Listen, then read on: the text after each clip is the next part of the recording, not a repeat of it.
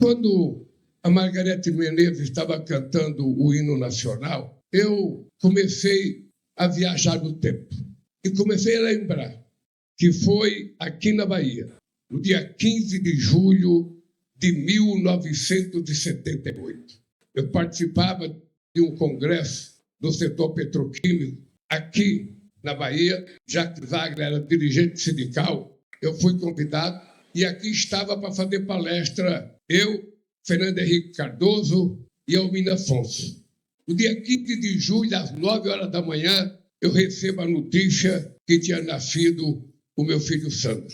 Sozinho, recebi a notícia, fui no bar do hotel e tomei um conhaque em homenagem ao nascimento do meu filho Sandro. À tarde, eu dei uma entrevista, não sei para que jornal, certamente não foi para o Brasil de Fato, porque ele não existia ainda, certamente não foi para a Folha, porque não publicava a coisa que eu falava, mas eu certamente disse pela primeira vez que estava na hora da classe trabalhadora criar um partido político. Em 1979, nós criamos o movimento Pro-PT. E aí, graças à quantidade de extraordinários dirigentes sindicais que nós tínhamos no Brasil naquela época, para lembrar algum deles, o companheiro Jacob Ittar, já falecido, o companheiro Wagner Benevides, petroleiro de Belo Horizonte, o companheiro Olívio Dutra, bancário de Porto Alegre, o companheiro Luiz Dulce, professor lá em Minas Gerais, companheiros extraordinários que ajudaram pela primeira vez a gente construir esse partido no movimento sindical. Depois, no Congresso dos Metalúrgicos, em 1979, na cidade de Lins, em São Paulo, um congresso estadual, pela primeira vez eu propus ao Congresso a criação de um Partido das Trabalhadores. Para minha surpresa, foi aprovado no Congresso. Quem votou contra o sindicalista num Congresso Nacional dos Metalúrgicos em Poços de Caldas. Tanto da história vocês conhecem. Eu dei ao Edinho, o mês passado, uma foto que registra os dirigentes do PT indo registrar o PT no Tribunal Superior Eleitoral em Brasília. Daquela foto que tem um monte de gente, que eu não vou falar o nome dos mortos, mas só tem vivo. Eu, o Olívio Dutra, o companheiro Ayrton Soares e o companheiro Hélio Doyle, jornalista de Brasília. Só tem nós 4 vivos, o restante já se foi. E talvez o Antônio Carlos Grialdo não está nessa foto. O Antônio Carlos, deputado, está nessa foto. Mas já morreu Freitas Diniz, Ibrahim, Manuel da Conceição, não estava toda a direção nacional. Tá? Mas nessa foto que eu tenho, quem morreu foi esse que eu falei. Quem está vivo são os que eu falei. Tem um cara novo que eu vi, que é o companheiro que era da Paraíba, o Vanderlei. Era um companheiro que nunca mais ouvi. Faz tantos anos que eu acho que ele também já morreu. Se eu não vi, ele já não está mais entre nós. Bem, é importante lembrar que criar o partido foi um desafio. Não havia na sociologia política brasileira alguém que acreditasse que fosse possível criar um partido com as características do PT. E a gente tinha muito adversário aqui. Os meus irmãos do PCdoB, que estão junto comigo desde 1979, em todas as campanhas do PCdoB teve comigo, mas no início do PT, eles também tinham ciúme, porque o PT queria ser o Partido dos Trabalhadores, porque ele achava que eles eram o Partido dos Trabalhadores. O Partidão não gostava da gente, meu irmão era do Partidão, e ele achava que o PT era divisionista, porque queria criar um outro partido da classe trabalhadora, ele já era o Partido das Classes Trabalhadoras. O MR8 nunca aceitou a criação do PT, porque ele achava que eles eram o Partido da Classe Trabalhadora. Com o PSB não era assim. Com o PSB, com meu amigo Arraes, e depois com o Eduardo Campos, a gente tinha as divisões normais, as divergências, mas nunca houve questionamento da criação do PT. O Brizola também não queria a criação do PT. Também não queria, porque o Brizola achava que nós tínhamos sido criados porque o Goberi de Couto e Silva nos criou para destruir o PTP, que a Ivete Vargas tomou a sigla do Brizola e ele teve que criar um partido. Então o PT nasceu com muita adversidade, muita diversidade. Eu lembro que a primeira vez no comício em São Bernardo do Campo, pelas diretas, pela liberdade de organização política, estava lá o doutor Luiz Guimarães, Franco Montoro, eu fui envaiado quando eu falei que era preciso criar um Partido dos Trabalhadores. Porque o pessoal queria democracia, mas não queria um outro partido para competir com eles. Ainda hoje é assim. No PT, a gente fala tudo de igualdade, mas está cheio de companheiros deputados que não quer que saia outro deputado para não concorrer com ele. Está cheio. É a igualdade de que eu quero liberdade para mim. Por restante, não. Então, veja que engraçado. Esse partido, eu não esqueço nunca, gente. Eu era presidente do Sindicato dos Metalúrgicos de São Bernardo do Campo. Eu almoçava, depois do almoço pegava um fusquinha, colocava uma corneta em cima de uma fusquinha, escolhia uma rua que tinha comércio e ficava gritando: olha, companheiros, eu sou Lula, presidente do Sindicato dos Metalúrgicos, eu estou criando um partido, sabe, se vocês quiserem, venha fazer uma ficha aqui. E nós conseguimos, repetindo isso no Brasil inteiro, com muitos companheiros, quem sabe com os pais de vocês, quem sabe com os avós de vocês. O pai desse aqui eu sei, porque o pai dele teve desde o início, quando ele fez o primeiro cocô na fralda, eu já estava lá, não para limpar, porque quem limpar era o pai dele, para segurar ele. Na história do mundo, não é do mundo, porque não tem similaridade ao PT no mundo. Eu conheço a política do mundo, não tem similaridade.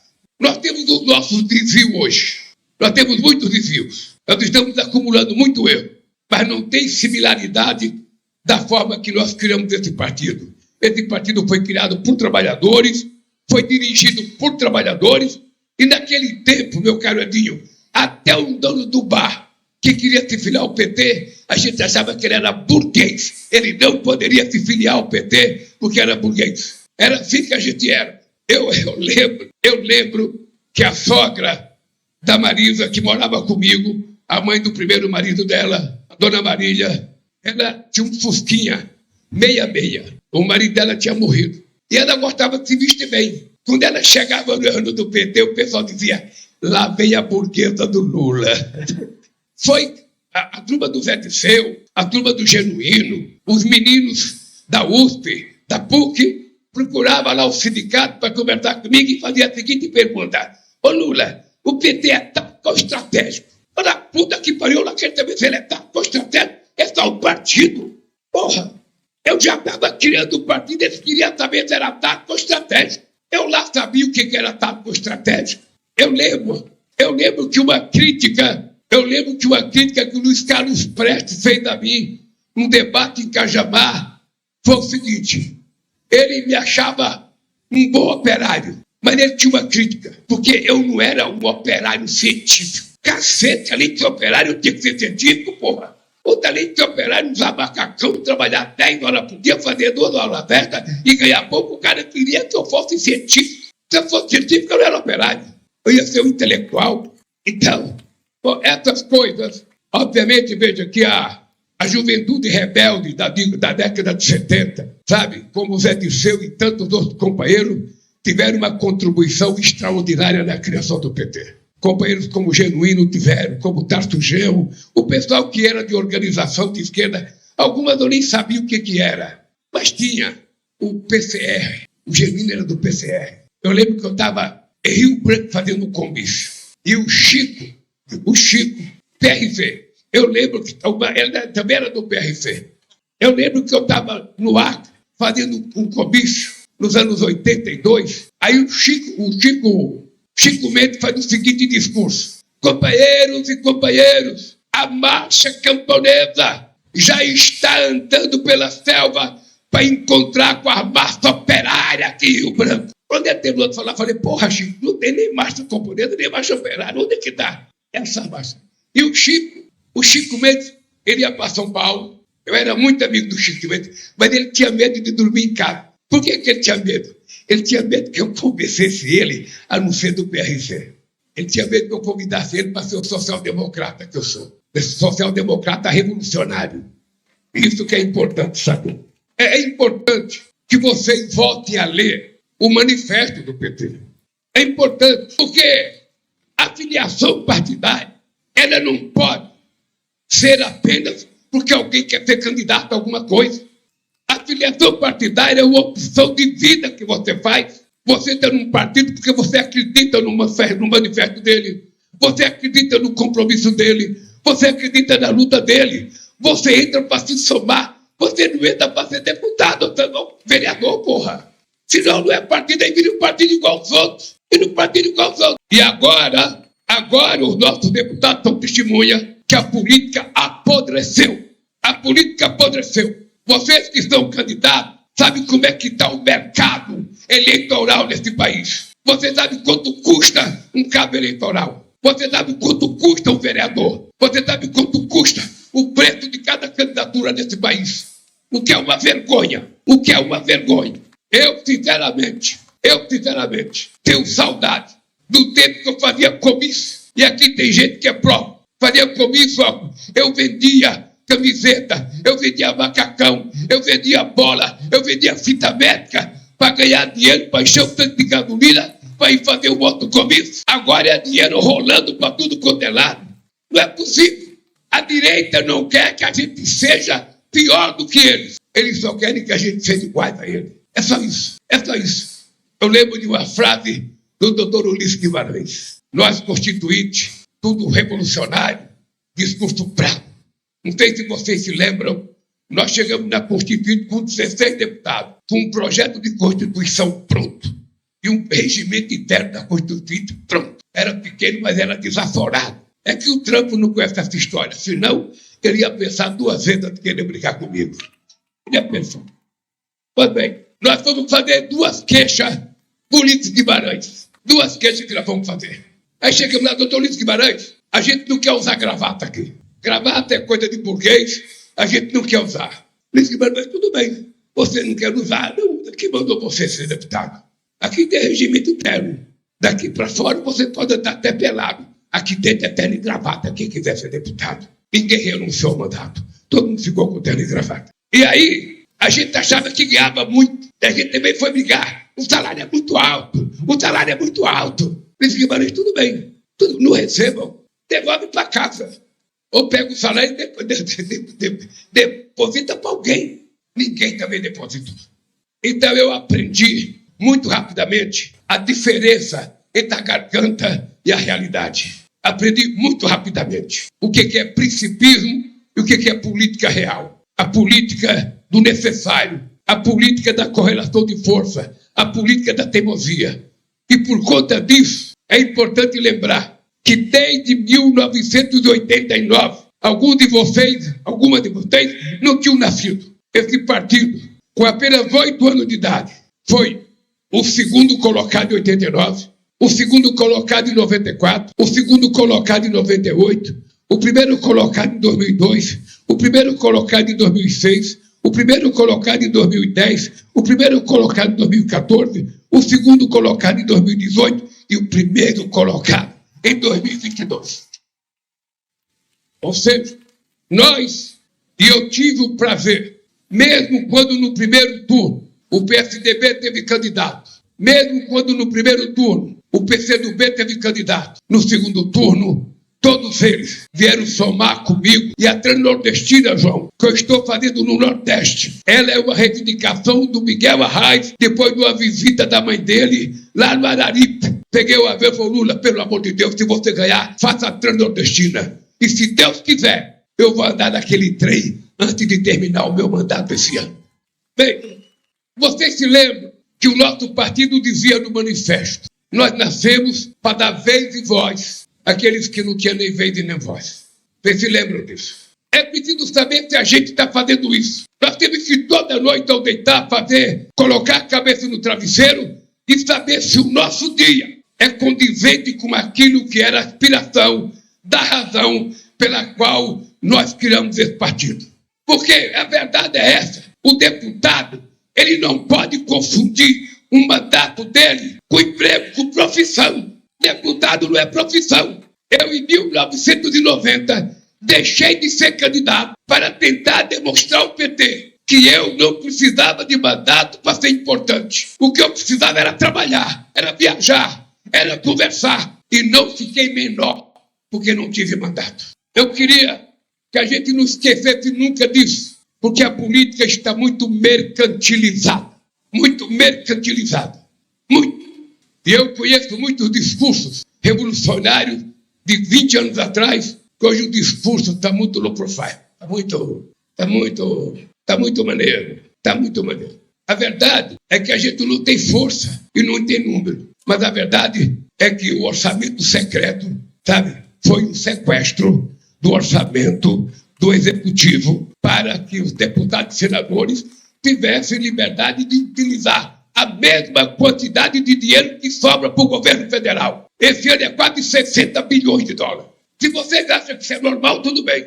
Para mim não é normal. Para mim não é normal. E o que eu acho grave é que o PT votou favorável. E ninguém reclama. Ninguém reclama, Edinho. É uma coisa chata.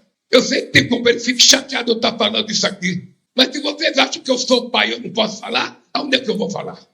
Se eu não posso falar aqui. Eu tenho que falar para vocês. Vocês, eu queria dizer para vocês, vocês têm a obrigação moral, a obrigação ética de não deixar esse partido ser um partido que vai para a vala comum da política desse país. Eu lembro que em 1985, Tancredo Neves era candidato pelo colégio eleitoral. Esse partido tomou a decisão de não ir para o colégio eleitoral. Na verdade, eu era favorável até que ir, porque eu era contra expulsar os companheiros antes de votar. Mas, graças a Deus, tinha uma base do PT radicalizada. Inclusive, muitos companheiros do meu sindicato, que contra a minha vontade, votaram para a gente expulsar Ayrton Soares, Bete Mendes e o governo do Rio de Janeiro. Veio. Nós expulsamos os três. As pessoas diziam que o PT ia acabar. O PT vai acabar. O PT vai acabar. E o PT, depois disso, só cresceu, só ficou mais forte e só cresceu. O que nós precisamos é ter capacidade de fazer avaliações das coisas que a gente não consegue fazer. Vocês pensam que eu não sofro? O PT governava 24 milhões de pessoas na grande São Paulo. O PT governava Osasco, Guarulhos, Santo André, São Bernardo, Diadema, Mauá, Campinas, governou Piracicaba. Hoje o que o PT governa? O que aconteceu? O que aconteceu? Alguma coisa, em algum momento nós erramos. Em alguma coisa nós erramos. O que aconteceu com o PT de Santo André? As brigas internas acabaram com o PT. As brigas internas. Então, se a gente não levar em conta a necessidade de fazer uma reflexão da nossa trajetória, o partido é que tem que ser forte, não é o Lula que tem que ser forte, é o partido que tem que ser forte. Porque o Lula é uma pessoa física, você é uma pessoa jurídica, você não pode acabar. Então, companheiros de governo, me desculpe, eu estou com 80 anos de idade. E eu quero dizer para vocês, eu vivo hoje, quero que vocês olhem bem para os meus olhos. Eu vivo hoje o melhor momento da minha passagem pelo planeta Terra, aos 80 anos de idade. Primeiro porque tenho uma parceira extraordinária que me ajuda 24 horas por dia e que me cobra muito. Se não fosse ela me cobrar, eu não tinha assumido a responsabilidade de fazer esse pacto contra o feminicídio. É ela que me provoca todo dia. Então eu resolvi me mexer, porque a violência contra a mulher vai acabar quando a violência sair de dentro da cabeça de nós, os machos desse país, que pensamos que somos dono delas. Dono de um escravo, tratava ele como se fosse, sabe, uma coisa dele, como se fosse um gado, como se fosse um cavalo, como se fosse uma coisa. Vendia e trocava, e dava preço. Tem homem que quer fazer com a mulher a mesma coisa. Ela não é propriedade, ela tem que ser livre. Ela não tem que morar com ninguém por obrigação, só mora se gostar e tiver vontade de morar. É esse mundo que a gente vai ter que criar. E aí, Camilo, você não estava no ato, mas a educação tem muito a ver com isso. Nós precisamos da creche à universidade. Da creche à universidade. Dizer para os meninos, escuta aqui, meninos, vocês não são donos das mulheres. Vocês não são mais fortes que ela. Vocês não são melhor do que ela. Se a gente não fizer uma aposta, inclusive, no currículo escolar, para ensinar a molecada, a gente com a internet, que você chama de rede social, não sei o que chama de social nessa porra. É uma rede digital que tem mais do mal do que do bem. que tem mais mentira do que verdade, que tem mais provocação. Ou seja, nós estamos deixando de ser humanista, nós estamos virando algoritmo. Foi o que eu penso, é que eu não estou olhando todas vocês com o celular aí. Quem está fotografando, tudo bem, mas tem gente que fica procurando notícia. Quem está procurando notícia não está prestando atenção no que está acontecendo aqui. Esse é o dado. Esse é o dado. Ó, todo mundo com o celular no colo. Ó. Eu não sei quem que essas pessoas esperam que vai ligar para ele.